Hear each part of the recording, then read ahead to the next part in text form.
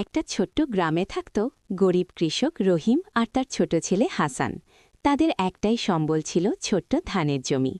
ভোরবেলা সূর্য ওঠার আগেই বাবা ছেলে মাঠে যেত, কাঁধে লাঙ্গল, মনে স্বপ্ন। এই ফসলেই চলবে তাদের সংসার। হাসান বাবাকে বলতো, বাবা, এইবার ধান ভালো হলে আমি স্কুলে ভর্তি হব, তাই না?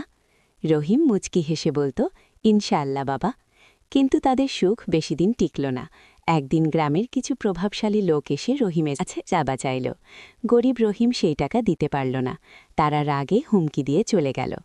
পরের দিন ভোরে বাবা ছেলে মাঠে গিয়ে দেখল সব ধান গাছ কেটে নষ্ট করে দেওয়া হয়েছে।